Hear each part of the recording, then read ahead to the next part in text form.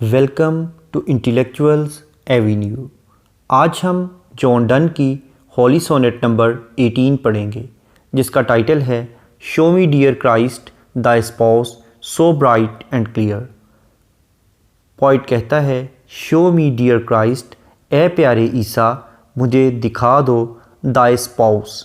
Spouse का मतलब है लाइफ पार्टनर, यानी हस्बैंड के लिए उसकी वाइफ और वाइफ के लिए उसका हस्बैंड।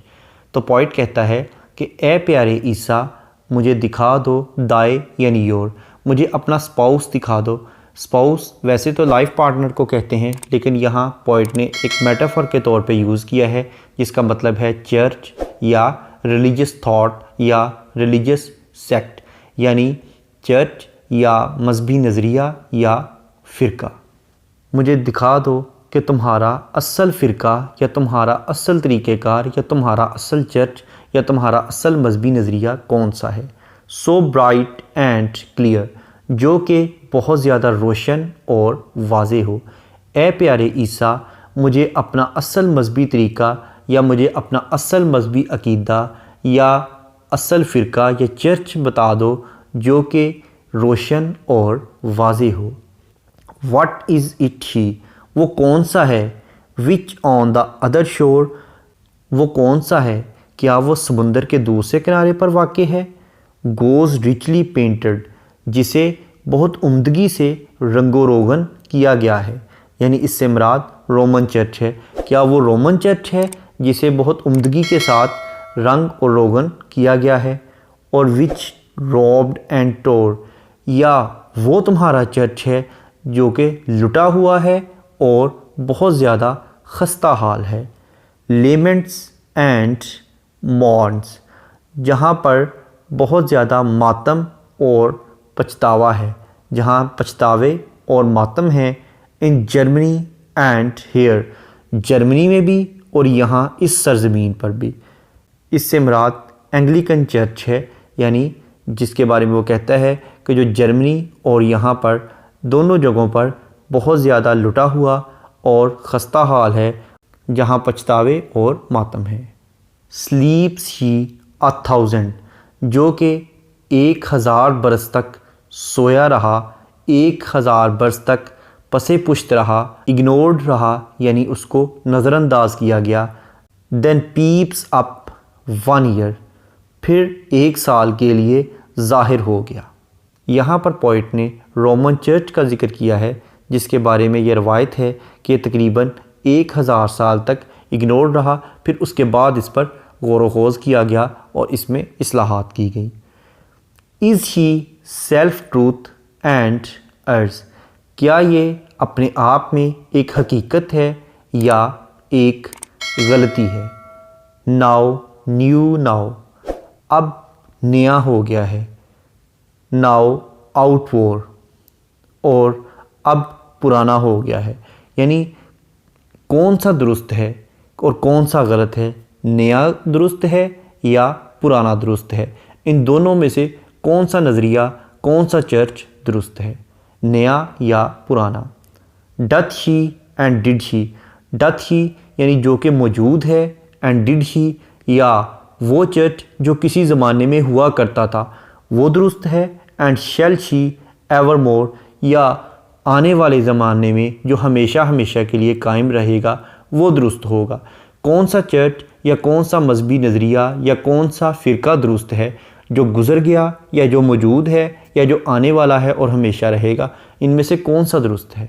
ऑन 1, जो एक जगह पर मौजूद है, यानी इससे मुराद जनेवा है। ऑन 7, या जो 7 जगह पर है, यानी इससे मुराद रोम है। और ऑन नो हिल अपीयर्स, या ऐसी जगह पर है जहाँ कोई पहाड़ी या कोई पहाड़ी सिलसिला रूनुमा नहीं होता। ड्वेल्स ही विद अस, क्या ये चर्च हमारे दरमियान ही कहीं मौजूद है। और लाइक एडवेंचरिंग नाइट्स, या मुहिम जो नाइट्स की तरह, यानी नवाबों की तरह या घुड़सवार जंगजुओं की तरह। First travels we to seek and then make love, पहले हमारी मशक्क़त का मुशाहदा करेगा और उसके बाद हमसे मोहब्बत करेगा। यानी अभी तक पोइट जो है वो स्पेकुलेशन कर रहा है, वो अंदाज़ा लगा रहा है सारे ऑप्शंस क्राइस्ट के सामने रख रहा है कि कौन सा चर्च, कौन सा मजहबी अकीदा दुरुस्त है। रोमन चर्च दुरुस्त है या एंग्लिकन चर्च दुरुस्त है या जनेवा वाला चर्च दुरुस्त है या रोम वाला चर्च दुरुस्त है, पुराना चर्च दुरुस्त है, मौजूदा चर्च दुरुस्त है या आने वाले ज़माने में जो मजहबी अकायद के ज़रिए असर चर्च होंगे वो दुरुस्त हैं। अभी वो तमाम ऑप्शंस जीसस क्राइस्ट के सामने रख रहा है और वो ख़ुद भी कंफ्यूज्ड है। अपनी कन्फ्यूजन को वो जीसस क्राइस्ट के सामने रख रहा है। वो कहता है कि क्या वो चर्च दुरुस्त है जो कि हमारे दरमियान भी कहीं मौजूद है, या वो मजहबी अकीदा दुरुस्त है जो कि एक मुहिमजू नाइट की तरह, एक जंगजू की तरह पहले तो हमारी जिद्दोजहद को और मेहनत को आज़माता है और उसके बाद फिर हमसे मोहब्बत करता है, यानी हम पर मेहरबान होता है, हम पर शफ़क़त करता है। बीट्रे यानी दिखा दो, ज़ाहिर कर दो। काइंड हस्बैंड, ए मेहरबान खावंद, दाई स्पाउस टू आवर साइड, यानी ए हमारे खावंद या ए हमारे गार्डियन, ए हमारे निगहबान, ए हमारे सरपरस्त, हम पर अपने स्पाउस को यानी अपने असल मजहबी अकीदे को, अपने असल फ़िरके को या अपने असल चर्च को हमारे सामने ज़ाहिर कर दो, उसका नज़ारा हमारी आंखों के सामने पेश कर दो। एंड लेट माइन, और मेरी एमरस यानी गर्विदा सोल यानी रूह को कोर्ट मोहब्बत करने की इजाज़त दो। दाई माइल्ड, अपने नरम नाजुक, डव यानी फाख्ता के साथ, मुझे उस नरम नाजुक फाख्ता के साथ मेरी रूह को, मेरी यानी मेरी गर्विदा रूह को अपनी नरम नाजुक फाख्ता के साथ मुआशका करने दो, मोहब्बत करने दो। हु इज़ मोस्ट ट्रू, जो कि बहुत ज़्यादा हकीकत पर मबनी है, एंड प्लीजिंग टू दी, और तुम्हारे लिए बहुत ज़्यादा खुशी का बायस है। Then when he is embraced, और उस वक़्त जब कि हर कोई इसको एम्ब्रेस कर ले, हर कोई इसे कबूल कर ले, and open to most men, और ज़्यादातर लोगों पर ये अफ़शां हो जाए, मुनकशिफ हो जाए, तमाम लोगों पर इसके राज खुल जाएं। यानी वो कहता है कि अपना जो असल अकीदा है मुझे उसे गले लगाने दो, मुझे उससे मोहब्बत करने दो, वो अकीदा जो कि तमाम इंसानों के लिए, तमाम लोगों के लिए काबिल कबूल हो और तमाम लोग इसकी पूजा कर सकें, परस्तिश कर सकें। मुझे वो अकीदा बता दो, मुझे वो चर्च बता दो, ताकि मैं भी उसी को फॉलो कर सकूं, उसी के मुताबिक अपनी ज़िंदगी बसर कर सकूं। इस पोइम की ग्लॉसरी, ट्रांसलेशन और एक्सप्लेनेशन को देखने के बाद अब हम आते हैं इस पोइम में यूज़ होने वाली फिगर्स ऑफ स्पीच या लिटरेरी डिवाइसेस की जानिब। सबसे पहले हम देखते हैं इस पोइम की राइम स्कीम। इस पोइम की राइम स्कीम है A B B A C D E E, यानी फर्स्ट, फोर्थ, फिफ्थ और नाइन्थ लाइंस आपस में राइम्ड हैं, जबकि सेकंड, थर्ड, सिक्स्थ और सेवन्थ लाइंस आपस में राइम्ड हैं। उसके बाद नाइन्थ और 11th लाइंस आपस में राइम्ड हैं। 10th और 12th लाइंस आपस में राइम्ड हैं। 13th और 14th लाइंस आपस में राइम्ड हैं। जैसा कि फर्स्ट लाइन का लास्ट वर्ड है क्लियर, फोर्थ लाइन का लास्ट वर्ड है हेयर, फिफ्थ लाइन का लास्ट वर्ड है ईयर और 8th लाइन का लास्ट वर्ड है अपीयर। इसके बाद सेकेंड लाइन का लास्ट वर्ड है श्योर, थर्ड लाइन का लास्ट वर्ड है टोर, 6th लाइन का लास्ट वर्ड है आउटवोर और 7th लाइन का लास्ट वर्ड है एवरमोर। 9th लाइन का लास्ट वर्ड है नाइट्स और 11th लाइन का लास्ट वर्ड है साइट्स। उसके बाद 10th लाइन का लास्ट वर्ड है लव और 12th लाइन का लास्ट वर्ड है डव। उसके बाद 13th लाइन का लास्ट वर्ड है देन और 14th लाइन का लास्ट वर्ड है मैन। ये थी इस पोइम की राइम स्कीम, यानी A B B A C D E E. Next है एलिट्रेशन। एलिट्रेशन का मतलब है बिगिनिंग ऑफ टू और more than two words in the same line with the same letter और साउंड, यानी एक ही लाइन में दो या दो से ज़्यादा अल्फाज का एक ही हरफ या एक ही आवाज़ से शुरू होना। जैसा कि लाइन नंबर 1 में स्पाउस और सो दोनों एस लेटर से स्टार्ट हो रहे हैं। लाइन नंबर 2 में व्हाट, विच। लाइन नंबर 3 में रिचली, रॉब्ड। लाइन नंबर 6 में नाउ, न्यू। लाइन नंबर 7 में शी, शेल। लाइन नंबर 7 में again doth, did. Line number 11 में स्पाउस साइट्स, लाइन नंबर 12 में माइन माइल्ड, लाइन नंबर 13 में दी then, line number 14 में most men. Next है consonants. Consonants का मतलब है use of same consonant letter in the two neighbouring words, यानी दो अल्फाज में एक ही कॉन्सोनेंट लेटर का इस्तेमाल। जैसा कि लाइन नंबर 1 में क्राइस्ट और ब्राइट, इन दोनों के एंड पर टी लेटर यूज़ हो रहा है।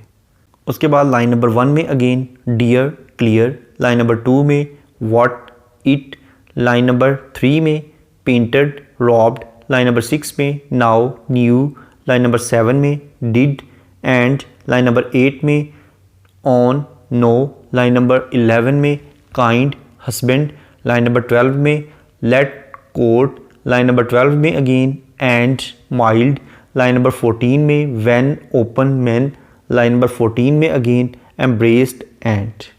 नेक्स्ट है एसोनेंस। एसोनेंस का मतलब है use of same vowel letter in the two neighbouring words, यानी दो अल्फाज में एक ही वावल लेटर का इस्तेमाल करना। जैसे कि लाइन नंबर 1 में क्राइस्ट और ब्राइट, इन दोनों में आई लेटर यूज़ हुआ है जो कि वावल है। लाइन नंबर 1 में again dear clear, line number 1 में again show so, line number 2 में is it which, line number 2 में again on other shore, line number 3 में गोज़ और रॉब्ड टोर, लाइन नंबर 8 में ऑन वन और, लाइन नंबर 9 में like nights, line number 11 में kind sites, line number 12 में mine mild, line number 12 में again soul court, line number 14 में when man. Next है एंजायमेंट। एंजायमेंट का मतलब है कि अगर किसी लाइन को पढ़ने के बाद उसकी प्रॉपर अंडरस्टैंडिंग डेवलप ना हो बल्कि उसके लिए नेक्स्ट लाइन की सपोर्ट की ज़रूरत हो तो ऐसी लाइन को रन ऑन लाइन कहते हैं और इस टेक्निक को एंजायमेंट कहते हैं। इसके बरक्स अगर किसी लाइन को पढ़ने के बाद उसकी प्रॉपर अंडरस्टैंडिंग डेवलप हो जाए तो ऐसी लाइन को एंड स्टॉप्ड कहते हैं। अब हम आते हैं वापस एंजायमेंट की जानिब। इस पॉइंट की लाइन नंबर 2 एक रन ऑन लाइन है जिसमें वो कहता है what is it she which on the other शोर, क्या ये वही है जो कि समुंदर के दूसरे किनारे पर है। वो क्या चीज़ है, वो नेक्स्ट लाइन यानी लाइन नंबर 3 में कहता है गोज़ रिचली पेंटेड, जिसे बहुत उम्दगी से रंगो रोगन किया गया है, और विच रॉब्ड एंड टोर, या ये वो है जिसको लूट लिया गया है और वो बहुत खस्ता हाल है।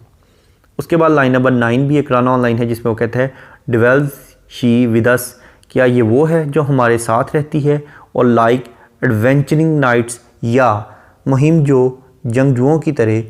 अब वो मुहिम जो जंगजुओं की तरह क्या करती है, वो नेक्स्ट लाइन यानी लाइन नंबर 10 में कहता है first travel we to seek, पहले वो हमारी जिदोजहद को देखती है, एंड देन मेक लव, और उसके बाद हमसे मोहब्बत करती है। नेक्स्ट है मेटाफर। मेटाफर का मतलब है किसी ट्रेट या क्वालिटी की बेस पर किसी चीज़ को उससे बेटर या वर्स चीज़ डिक्लेयर कर देना। जैसा कि लाइन नंबर 1 में वो कहता है show me dear Christ the spouse. अब वह स्पाउस जो है वो किसी मजहबी अकीदा, मजहबी फ़लसफ़ा, फ़िरका या चर्च के लिए यूज़ कर रहा है। नेक्स्ट है रिटोरिक क्वेश्चन। इस पोएम में पोएट ने बहुत से रिटोरिक क्वेश्चन किए हैं, यानी अपनी कन्फ्यूजन को दूर करने के लिए, स्पेकुलेशन करने के लिए, अंदाज़ा लगाने के लिए उसने लाइन नंबर 3 से लेकर 6 तक उसने रिटोरिक क्वेश्चंस किए हैं। उसके बाद लाइन नंबर 8 और 10 में भी उसने रिटोरिक क्वेश्चंस ही किए हैं, जिसमें वो ये पूछना चाहता है कि असल चर्च, असल मजहबी अकीदा या असल फ़िरका कौन सा है। नेक्स्ट है अपोस्ट्रोफी। अपोस्ट्रोफी का मतलब है कि अगर पोइट किसी को डायरेक्ट एड्रेस करे या मुखातब करे तो उसे अपोस्ट्रोफी कहते हैं। जैसा कि लाइन नंबर 1 में वो डायरेक्ट क्राइस्ट को मुखातब करते हुए कहता है show me dear Christ the spouse so bright and clear. Next है काइसरा। काइसरा का मतलब है कि अगर पोइट किसी लाइन में ब्रेक या पॉज ले, किसी पंक्चुएशन मार्क को यूज़ करे तो उसे काइसरा कहते हैं। जैसा कि लाइन नंबर 1 में शो मी डियर क्राइस्ट के बाद उसने कॉमा यूज़ किया है, और लाइन नंबर 3 में गोज़ रिचली पेंटेड के बाद उसने साइन ऑफ इंटेरोगेशन यूज़ किया है, ये क्वेश्चन मार्क यूज़ किया है। नेक्स्ट है कंसीट। कंसीट का मतलब है फॉर फैचिंग मेटाफर या एक्सटेंडेड मेटाफर। इस पोएम में पोइट ने स्पाउस का वर्ड यूज़ कर किया है जो कि एक कंसीट है, और ये थारोली इसने पूरी पोएम में रिपीटेडली इसको यूज़ किया है। अगर हम इस पोएम के थीम को देखें तो इसमें सेक्टेरियनिज़म का थीम मिलता है, यानी फ़िरका वारियत का थीम मिलता है कि जो क्रिश्चियन रिलीजन है वो बहुत से फ़िरक़ों में, बहुत से सेक्ट्स में तकसीम हो चुका है और ये लोगों के लिए, पब्लिक के लिए, आम आवाम के लिए बहुत ज़्यादा कन्फ्यूजन और परेशानी का बायस बनता है। उन्हें समझ नहीं आती कि किस मजहबी नज़रिए को, किस चर्च को, किस अकीदे को और किस फ़िरके को फ़ॉलो किया जा सके और कोई ऐसा अकीदा हो जो कि तमाम लोगों के लिए काबिल कबूल हो, जिस पर पूरी इंसानियत अमल कर सके। Thank you for attending this lecture.